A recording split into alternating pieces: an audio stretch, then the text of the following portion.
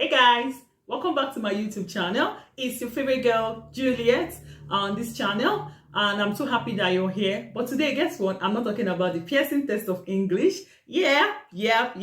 So many times people come into my DMs to ask me a lot of questions. How can they migrate to Australia? And some people say they are doctors, that they're interested. How can they come here? It's not like those information are not on the internet or on YouTube, but some people just want to hear straight from the horse's mouth.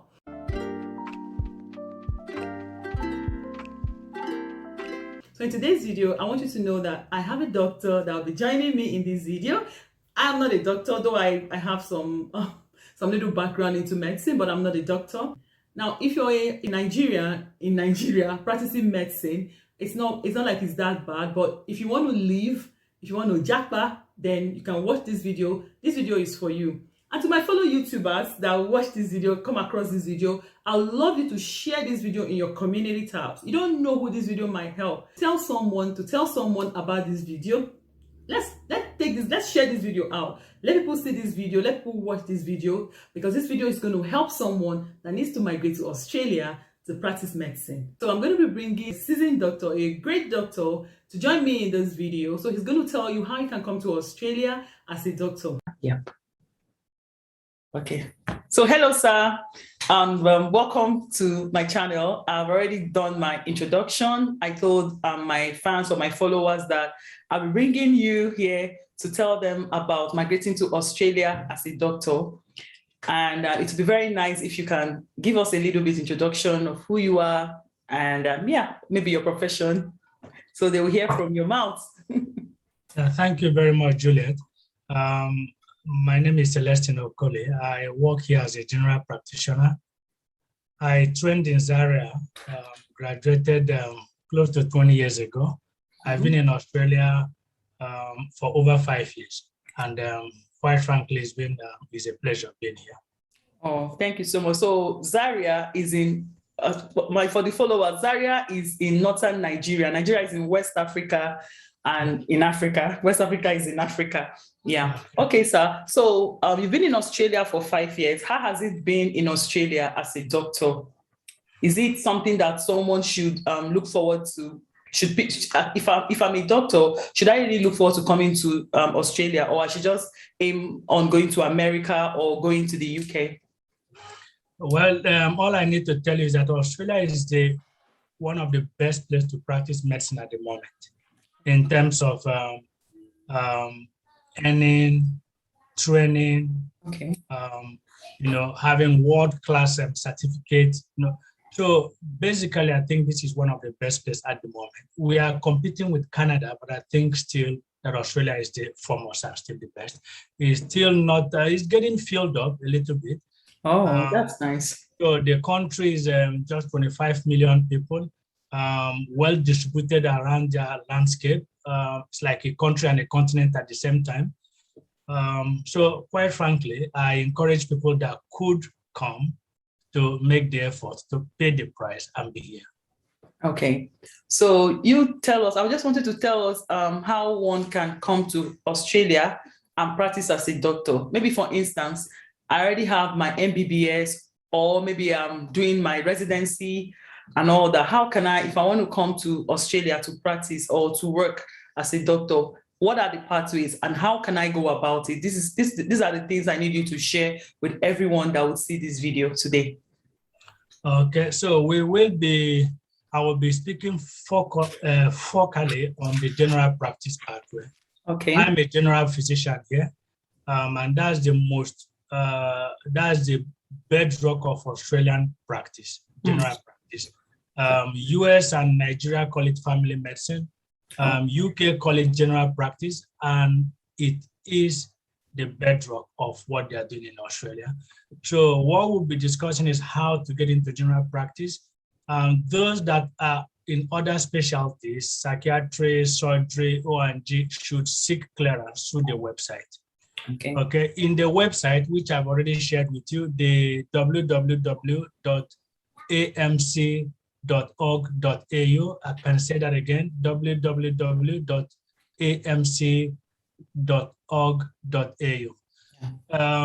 When you go through it, I encourage them to read it thoroughly. Okay, there are two pathways, the competent and the standard pathway. The competent pathway applies to the developed countries, UK, US, South Africa to a certain extent. I'm not too sure again, but And they New should. Zealand, I think Ireland, New Zealand, and all those things. Then the standard pathway for the GPs applies. Another name for that is the practice eligible pathway or the experience eligible pathway. So in that pathway, you need to have minimum of 4 years of general practice. Okay. So those 4 years, when verified by the Educational Commission for Foreign Medical Graduates, no, not them, no, those ones verifies your certificate. But in Australia, their general practice, the RSCGP, which is the Royal Australian College of GP. Yeah, I think so. When they verify it, they usually will give you 2 years. Okay, so which means 2 years of practice in developing country being 1 year in Australia. So you need minimum of that 4 years to get the 2 years requirement.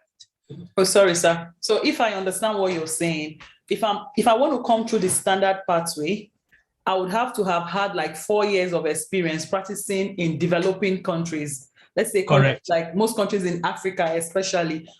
Correct. Yeah, okay. So what about this? What I need to get a clarification on is, what about the 2 years you're talking about? So does it mean that if I already have 4 years experience in my country, when I undergo the assessment, it's going to be cut down to 2 years? By most likely.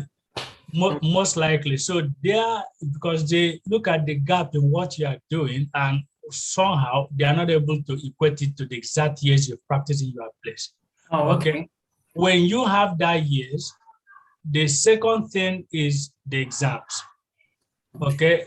If you go through the site and you read it properly, when I did it, I wrote them down stepwise.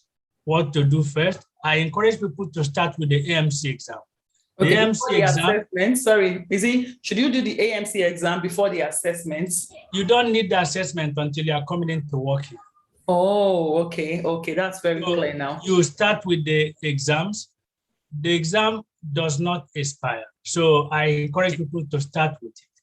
So you will need, when you get the exams, then you will go ahead and once you pass the exams, you're eligible for work. Okay. So then the second thing is getting an English. So whichever English, I use the IELTS. Academic or general?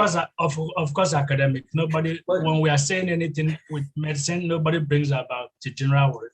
Do you know if they accept the PTE? Because I teach PTE, though I also teach IELTS. Well, the website should be able to tell them what they currently accept. I took my exam in 2013, so most of my information might have changed. Okay. So the exams you need to score, I think the pass mark is 250. So on the part one, I heard that there is part 1 and part 2. So are you going to write the part 1 and part 2 at the same time? Or if you pass part 1, you can come in, or you must write part 1 and part 2 until you pass before you can come in to work in Australia? Is that how ideally with the experience pathway we are talking about, you need just the part 1. Okay. Okay. So because of competition, because the openings are closing up or getting filled up, because we are competing with lots of people from Africa, from Asia, including from UK coming in here. Wow. The waiting time to get a job and also get all the interviews is beginning to increase. So people learn how to now do the part 2 while they wait. But the part 2 is a different story because I didn't even take it. So I want to stop at the part 1. Okay. If you have the part 2, it is an added advantage. So what it means is that if you come in after 12 months of working under supervision, you will be getting your full registration. So, but let's go back to part 1. Once you get the part 1 and you get the English, you are eligible for work. So you now look for work. So when you get an offer, usually because of what they do is they distribute us to their what they call their deprived area. Regional areas, you mean? Regional areas. Australia. Or work shortage area. Or DPA, whichever name they choose to call it these days. What it means is that you are restricted to the doctor deficient rural area. Okay. Yeah. So, and you are expected to work with supervision. So the supervision is provided like people like us or any other senior doctor there that has completed their fellowship. They will supervise you. So putting you through as a new person to answer all your questions and put you through the educational requirements you need until you become competent enough. So ideally, when they are doing your registration, they give you 4 years of limited registration. So you renew it yearly. Oh, okay. Okay. That's clear enough. So the AMC, where can you register for the exam? Can you register on the website? Or correct. Okay, you need to register on the website. The same website where they will get the information. Okay. Will tell them everything. Okay, so they have here you will find the exams, you find the materials, John Mutaf. You will be able to, once you the John Mutaf, on the average, I tell people you must read that John Mutaf up to 2 times. Wow. How big is Unlike the traditional textbooks we read, you see, we have the John Mutaf is as big as I will say Davidson. That's the commonest textbook. I believe the doctors will know. I don't know that one. The book is written symptoms by symptoms rather than system by system. Okay. In most of our studies, we did system by system, but the Australian approach in the John Mutaf is symptom by symptom. If you can go through them, at least go through it once. When you're coming to the second time, you know the high yield areas to focus on. Then once you are done, the website have trial exams. You click in, do the trial exams. No, when you are comfortable that you have prepared enough, then you now go ahead and register for the exam and go ahead and write it. There are other group of people, there are other groups that you can interact with. Okay, we have so many other people taking the exams that you might liaise with online to provide study partnerships. Okay, that's that will allow you to remember more. I have no link to any of them, but I know when people search online, Facebooks and all these platforms about people that are taking the AMC, they might be able to link up and work in a group to encourage each other. Oh, okay, that's nice. Now, if I'm in Africa and I want to write this exam, say I'm in Egypt or I live in Kenya, is this exam, can it be written in Egypt or anywhere in Africa? Again, all the information is on their website. I don't know how updated it will have, whether it has changed. At the time that I took it, there is no center in Africa. Okay, I wrote mine in India. So we have India, we have UK, we have US, I know, Australia, yes. So there are Germany, so many other centers they could find on that step. But at the time that I know, none in Africa. So. Okay, so for this standard pathway that you talked about, because I had to write it down. It's not like I want to write the exam. Of course, I'm not a medical doctor, but I've had a lot of questions because I was fortunate to work with a lot of doctors back in my country, Nigeria, before I came here. What I want to ask is, now, at what point do you need to write the English exam? Would you say after you pass the AMC or? I already said after you pass the MC, because the IELTS lasts for only 2 years. And you are not sure of how long you will wait to get job. I waited for 1 year. Okay, I took my exam in November 2013. I took the English in May 2014. I had job offer in May 2015. Okay, so when you get job offer, there is what they call PESCI. Okay, PESCI is pre-employed structured clinical interview.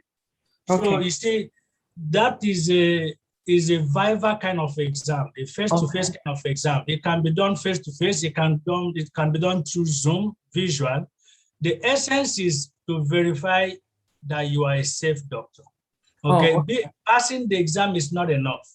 So a few people that have passed the exam, but they're having problem with the PESCI.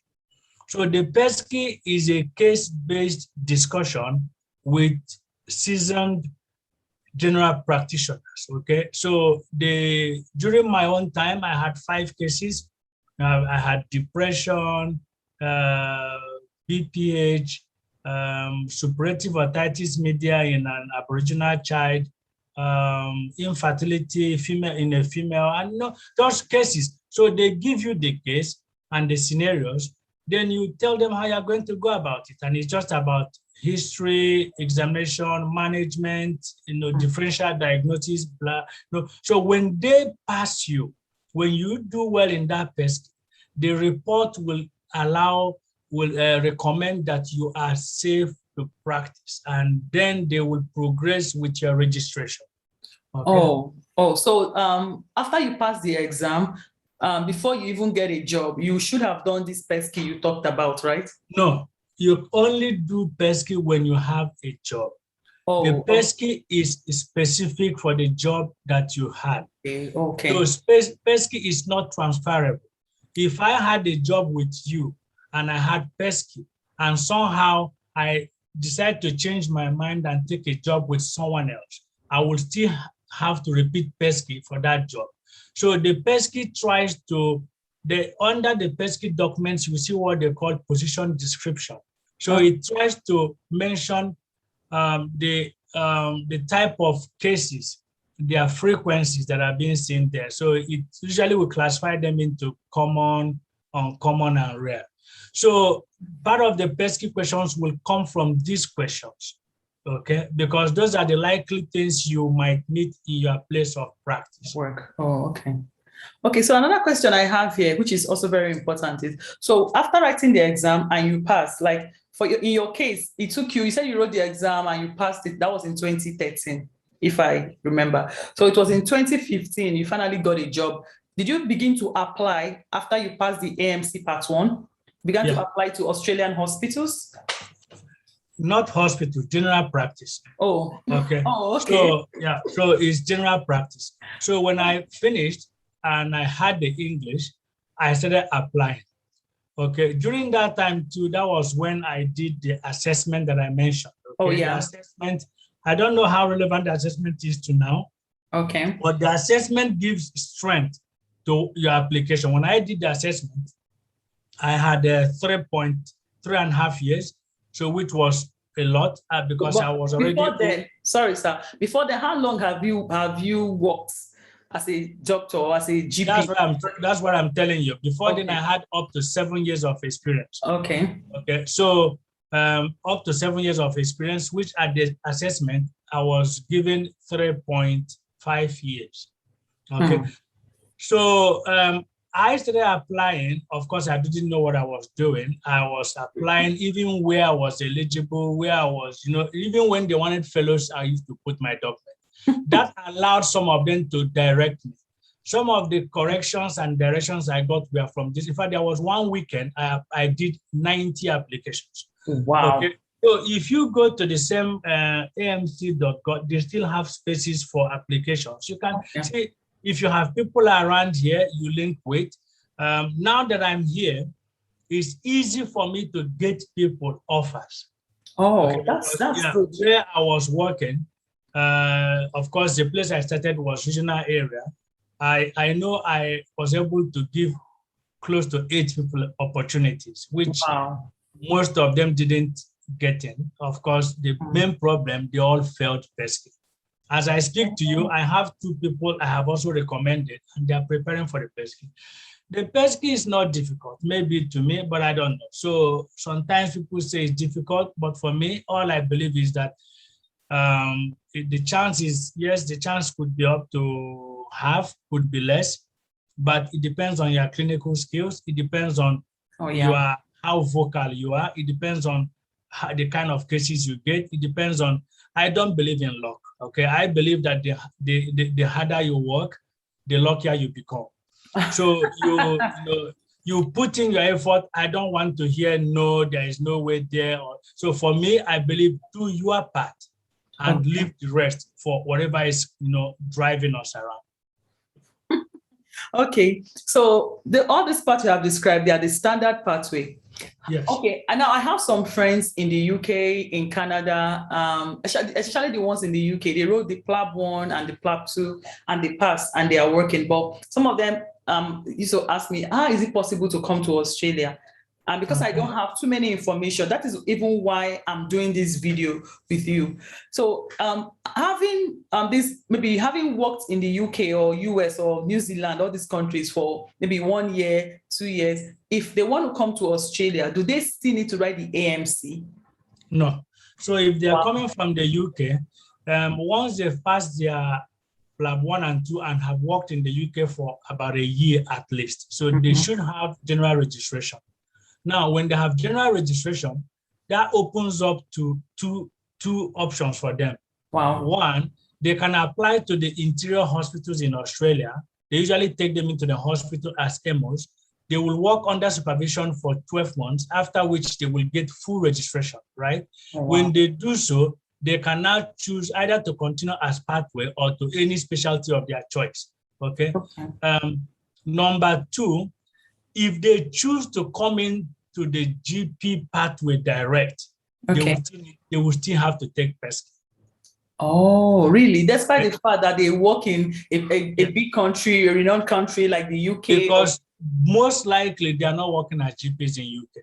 Oh. Most of them are working as ED doctors, MOs, and whatever in the hospital. Okay. So, but if they have training, if they have the fellow Royal College training in GP in Australia, in the UK. Yeah. So that is a comparable, competent pathway for the GP pathways here. So those that have fellowship or members of or the membership certificate from the UK, they will come into the GP directly, and at the last time that I checked, they will work under supervision for 6 months. Oh, okay. Oh, 6 months. Okay. 6 months, and apply to get an equivalent certificate in the as a fellow in Australia. Okay. So I don't know if much have changed, but I had it was proposed at a point that they might be, taking longer time or taking exams. I'm not sure, but whoever has that qualifications to find out. If they are in doubt, they can call the AMC and get clarification as to what pathway they are eligible for. Okay, because somebody told me recently that she thinks that for you to come, the best pathway to come to Australia is to go to the UK, write the PLAB 1 and PLAB 2, pass it, go to the UK, work for 1 year, then come to Australia. She was just giving me instances because she said the cost for the AMC exam is way more expensive than the cost for the PLAB exam. And for the fact that you're coming from those kind of developed countries, it's easier for you to come into Australia to practice. So what do you have to say about that? What's your opinion? Do you think it's better to go do PLAB, work 1 year in the UK before coming to Australia, or it's better to just go straight up to write the AMC despite how expensive it is? You can't be using the word expensive. I think those are relatives. Okay. So now time is also a cost. Okay, let me explain this thing to you. So when I was coming, I had this one other doctor. He's in Australia now. He chose to go through the UK pathway. Okay. But I outpaced him by heaps. Okay. Because I came into the GP straight. He went into UK, worked as an MO, came back here, worked in a rural area for about a year. Now he's starting the GP training and he's still in the rural area. So if he was to follow my lead, he would have been here much more earlier. Okay. Okay, that is one. Number two, as long as if when you go through the UK, you are circumventing the problem. Okay, so what it means is that you are traveling along a very if you're already in the UK, fine. But if this is your target, I was working, I didn't lose any time. Okay, 1 minute. So I resigned my work in January ending. I came to Australia a week after. So what it means is that if you are following the Australian pathway, you know what to expect. So I already have all these layers. So I did all that I need to do. Then I was working, doing whatever I was doing. When I got the offer, I knew. I came in here, had the PESCI. The result was good. I did the PESCI in July 2015. And between July to November, my registration was ready. By December, my visa was also ready. So that's to say 4 to 5 months, maximum 6 months, every document will be there. So when the day I got the visa, I resigned my current job. So I put in 1 month notice for them. So everything was done, no time wasted. So if you are going to the UK, fine, especially if you have to leave Nigeria, if you think, Nigeria or wherever you're coming from, living, that's fine. But at the end of the day, I think it's a long pathway. I had one other doctor I offered PESCI here. He didn't do well in the PESCI, so he decided to go to the UK. He's still there now. He's trying to come in now. So he's already getting an offer in the hospital. But again, I think they are still waiting for some document. He reached out to me and I pushed him to repeat the same offer, thinking because he has the competency pathway, maybe he will escape that. He was just writing me yesterday that he was told he will need to do the PESCI. Okay. Wow. So what testing before? so the PESCI is there. For me, it's all about selling yourself. It's all about how you want to discuss the case. It's all about most of these people are already good doctors. Yeah, okay? It's not easy to be a doctor. Convince the next person that you are on your. Okay. That is what it boils down to. Okay. So you're not going to talk about the specialty pathway. For instance, I know some of my friends back in Nigeria, some of them are doing the residency program. So for instance, someone in, let's say, family medicine or maybe internal medicine finishes his or her residency program and want to come to Australia. I know this is a specialist pathway. Do you just know a little thing they can do for them to come in through this pathway, this specialist pathway? Have you got any idea? Because I have a lot of friends doing their The only thing that I tell people that are from developing country with other specialists is that it's not comparable, it's not equivalent, okay? Wow. So in those ones that is in medicine, like psychiatry, internal medicine, it is even a little bit close. Okay. But those ones in surgeries and the rest is way off limit, okay? Let's talk about the ones I have people in psychiatry that are here. Some of them came and they will be given position that is similar to senior registrar, right? So, but again, it depends on the department. So they need to find out where they suit in. They come in, they get trained within 12 to 24 months, then they take the exams. If they take the exams, then they are duly registered and they practice. So I've known 1 or 2 doctors in psychiatry that have done that. Okay, so they don't need to write the AMC at all because they've passed that level, right? They just have to, maybe for instance, they have to maybe write to the, maybe they're in surgeon, they need to write to the surgeon unit or something to know if they can come in or something. I don't know. I think someone was trying to explain it, but I didn't quite get what they were saying. I'm not sure, but I still think they need the AMC. Okay, they should find out. They still need the AMC. That is the background medicine in Australia. They will still need the AMC. Then when they come in, then they will get some training in their department and they will fit in. I know about another doctor now that is currently completing his training, his rotation in pediatrics, okay? Nice. But that one waited for over 10 years, which really cost him more. So because he wants to get into the pediatrics. So if he had chosen general practice, he would have long been happy. Wow. Okay. What I tell people is that what you want is an opportunity to practice medicine. If you have unnecessary attachment to a specific field, that is a baggage. Oh, really? Okay? It is a baggage. I believe that, well, if you are here, I am wrong. I'm only speaking for myself. I think that those things are baggage. So at the end of the day, working as a doctor is important. It doesn't matter who you are seeing, whether it's a child or, and in the general practice, they have so many, those that are coming in with other specialties do very well, because again, you get to see, if you're a pediatrician, it means you can actually tell them that you are in favor of children, and they will book in more kids for you. And kids for you. Them, even though you're in general medicine, then you can do your advanced training in pediatrics. We are in general practice, we have subspecialty. We have GP pediatricians, GP obstetricians, GP surgeons, GP anesthetists, all these things which you can enjoy. So we have one other of my senior is GP obstetrician. So again, you do their 2-year rural program and you work as a GP obstetrician. In the rural area, he does his surgeries and everything, including psychiatrists. So you have a GP, with mental health skill training. So all these things allow you to be, they'll have GP with ED trainings. So that is the advancement that GPs have had in Australia.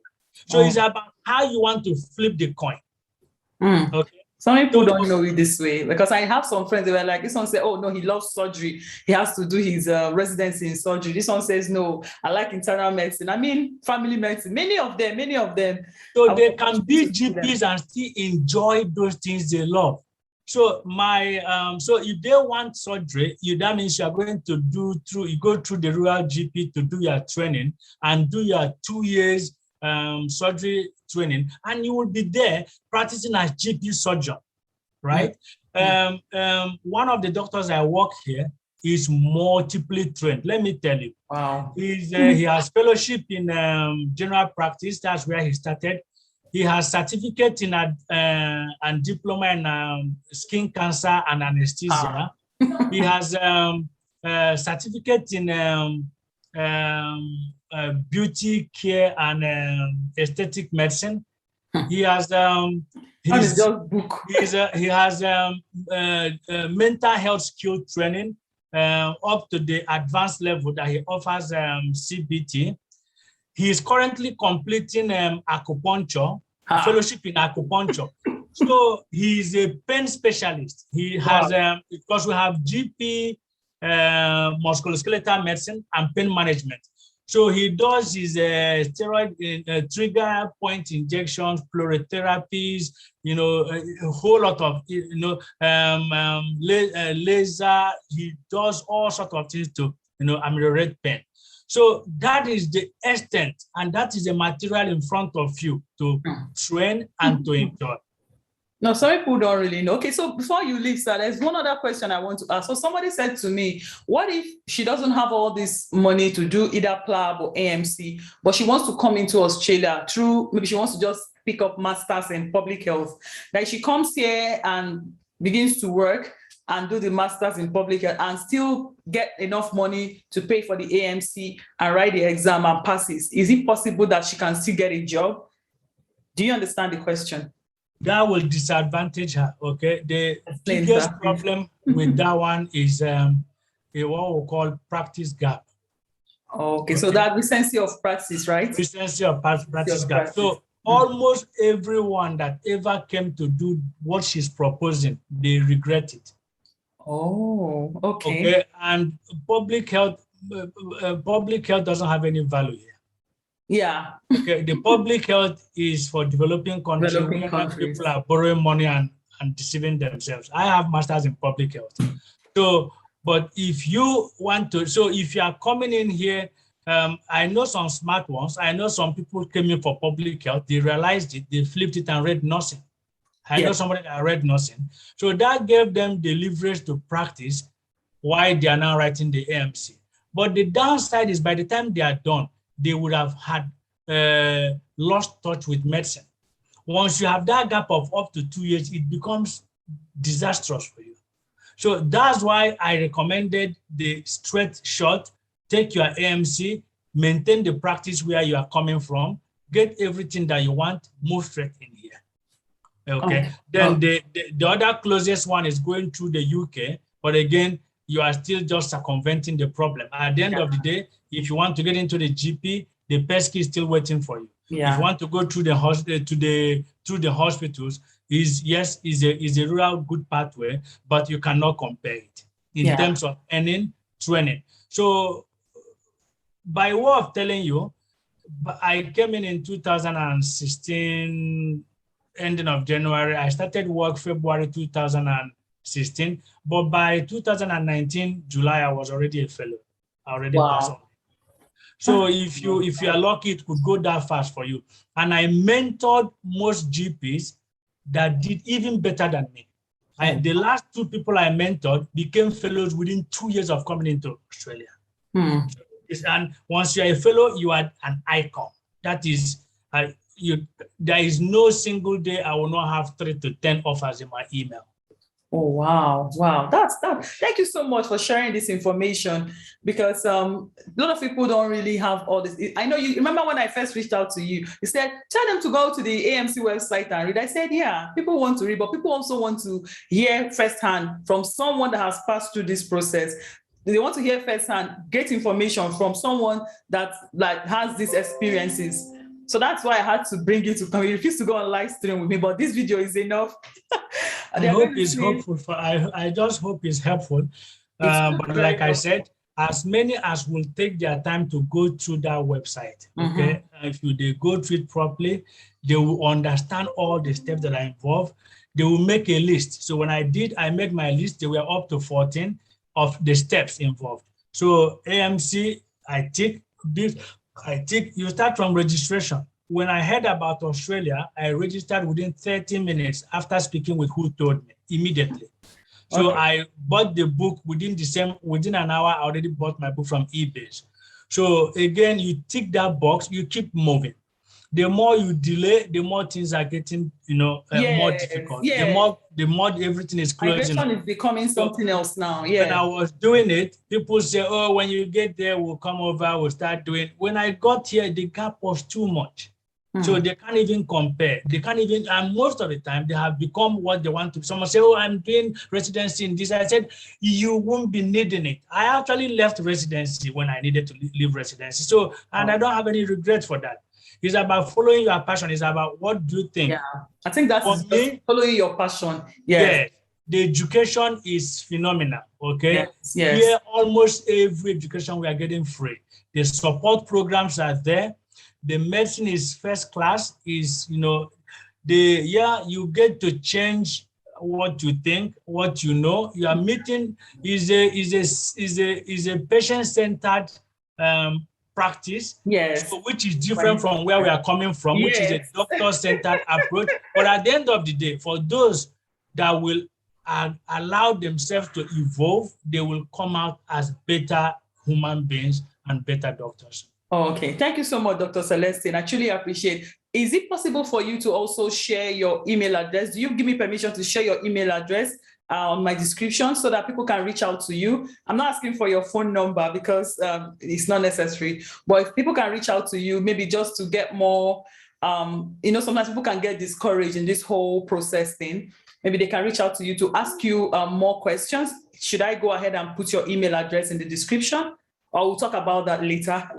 I think so. They should get the correspondence through you. If there is if we have someone we need to reach out to, that they will do so. My email is already bloated with a whole lot daily. And some strangers reaching me, I might not, some of them will go into spam, some of them I'll just knock them off even before I know it. Yeah. So, but if you have anyone that needs any clearance or any clarification, we'll be able to reach to that person directly.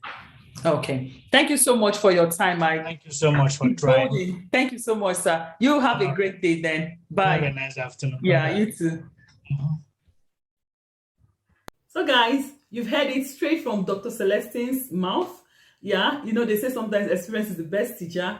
Dr. Celestine, like he said, he's been in Australia since 2016, and this is in 2021. That he's been here for 5 years, and he's been practicing. So time is of essence, because from time to time, migration laws do change, and nobody knows what the migration laws will change to. So instead of you to keep procrastinating, I'm going to come to Australia next year or in 10 years' time, why not start now? Now, on my description, you're going to see the link to the website it talks about, And if you have any more questions, you can ask me or send them to me. I'm going to forward them to Dr. Celestine. Hold on. Have you subscribed to my channel? Yeah, have you hit that red button there? If you're yet to subscribe to this channel, please do subscribe. You know what? I'm not going to be talking about only PTE in this channel. I also show you some lifestyles in Australia when I'm not doing anything. And recently, I've just been having this burden to talk about Australian migration, or you migrating to Australia as a doctor or any other professional, or if you want to come to the trade routes. So remember to hit the subscribe button. Stay tuned on this channel. Follow me on Instagram at English_prep class and on Facebook at English Prep Class. A lot of content that you can see there, especially if you're going to be writing the English test of exam, that will be of help to you. I'll see you in my next video, guys. Bye-bye.